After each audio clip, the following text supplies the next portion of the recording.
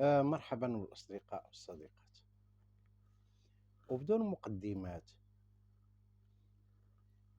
ولا تزويقات ولا غيرها، الوداد هي وداد الأمة، وداد الشعب المغربي المناضلة اللي كافحت من أجل تحرير البلاد. الوداد مشات للجزائر في رحلة طويلة جدا، ودخلت للجزائر عن طريق تونس، وحيدوا لها المعدات ديال الصفحة ديالها لجميع الفرق في العالم كيمشيو مع الناس ديالهم إلى آخره. حنا كان عندنا الموندياليتو، ما كاين حتى شي واحد كيتسوق لشي فرقة، دير اللايفات ولا دير اللي بغات. الوداد دخلت تلعب الماتش. غنكون اون بريف. العالم المغربي ما ترفعش. القوانين ديال الكاف واضحة أيضا في المسابقات الدولية، وخاص ترفع الأعلام الوطنية ديال الدول المشاركة، يعني الفرق. العالم المغربي ما لقاوش هاد الجزائر مساكن، ما كاينش في الجزائر. احتجت الوداد، وداد الأمة، الوداد الرياضي المغربي، ونزلوا علم الجزائر. فين نزلوه؟ نزلوه في ملعب ديال القبائل،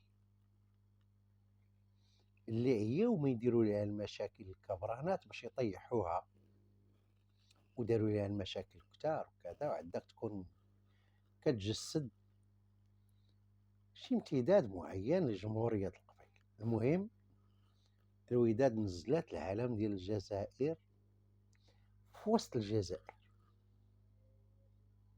هذا هو الانتصار ديال الوداد. ويغلبونا بواحد الزيرو، يغلبونا حتى بجوج زيرو، ماشي مشكلة. هنا المشكلة هي المعركة الكبرى اللي دارت الوداد. هي هبطت ليهم العالم ديالهم وسط الدولة ديالهم، هبطاتو. وهنا خاص الناس اللي كتعرف شنو هي وداد الشعب ووداد الأمة والوداد الرياضي. هنا فين خاص الوداد تحتارم، هنا فين خاصها تحتارم. انا ما كيهمنيش الوداد دوز النهايه ولا نصف النهايه، والله ما كتعبني بالله، ولكن كيهمني كاين قيام ديال الوداد،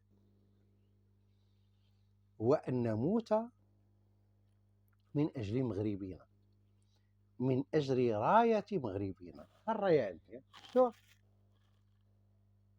الوطن، لاباتري. هادشي اللي دارت الوداد.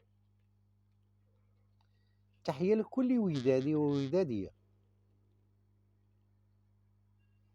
تحيه لكل من يحب المغرب، تحيه لكل من يدافع عن المغرب، تحيه لجنودنا اللي مصورين هاد البلاد من اجل الدفاع علينا حنا. هذا هو مغربنا. لداخل مشاكلنا بيناتنا، هذاك الشيء نتفاهموا ونناضلوا بيناتنا لداخل. هذا هو اللي خصو نتفاهموا فيه. اذا تحيه لنادي الوداد الرياضي، وعاشت الوداد،